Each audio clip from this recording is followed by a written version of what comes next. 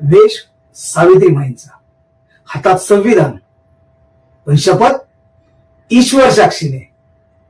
हा केवळ योगायोग आहे का, की एक मोठा विचारांचा विरोधाभास?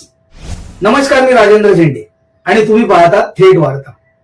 राज्यसभेच्या शपथविधीपासून सुरू झालेला एक विचारांचा प्रवास. डॉक्टर ज्योती वाघमारे यांनी सावित्रीबाई फुले यांच्या वेशभूषेत शपथ घेतली. हा सन्मानाचा क्षण आहे, प्रेरणेचा क्षण आहे, पण त्याच वेळी एक प्रश्न उभा राहतो. सावित्रीबाईंच्या विचारांशी हे पूर्णपणे सुसंगत आहे का? राज्यसभेच्या सभागृहात डॉक्टर ज्योती वाघमारे सावित्रीबाईंच्या वेशात, हातात भारतीय संविधान, आणि त्यांनी घेतली शपथ ईश्वर साक्षीने. हा क्षण भावनिक होता, अभिमानाचा होता, पण इथे सुरू होतो विचार. सावित्रीबाई फुले म्हणजे केवळ वेश नाही, त्या म्हणजे क्रांती. त्या आपल्या एका कवितेत म्हणतात, धोंडे मुलं देती नवसा पावती, धोंडे मुलं देती नवसा पावती, लग्न का करीती नारी नर. ही केवळ एक कविता नाही, हा समाजावरचा प्रहार आहे. अंधश्रद्धा, रूढी, परंपरा यांच्या विरोधात उभी राहणारी विचारधारा म्हणजे सावित्रीबाई फुले. आज सावित्रीबाई फुले असत्या आणि त्यांनी हा प्रसंग पाहिला असता, तर त्या काय म्हणाल्या असत्या? माझा वेश घातलात, पण माझा विचार स्वीकारला का?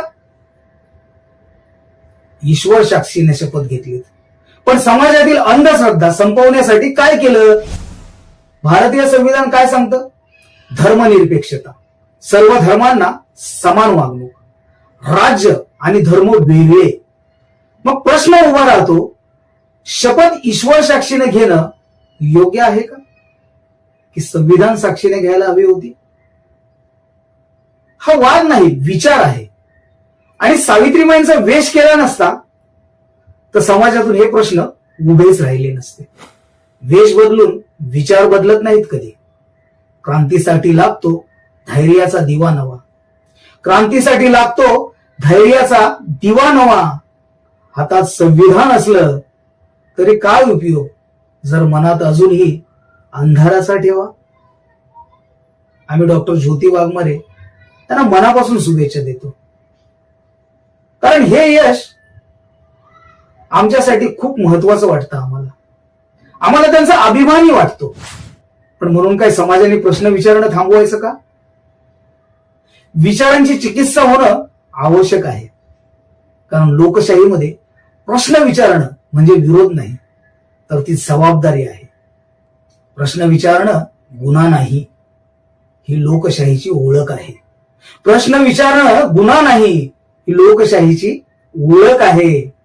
जिथे विचार मरतात तिथे अंधाराची सुरुवात आहे. आज गरज आहे ती सावित्रीबाईंचा वेश नाही, तर त्यांचा विचार जगण्याची. संविधान हातात नाही तर मनात ठेवण्याची.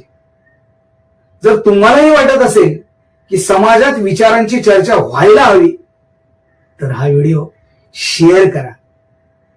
विचार जिवंत ठेवले तरच समाज जिवंत राहतो. मी राजेंद्र झेंडे, आपण पाहत होता थेट वार्ता.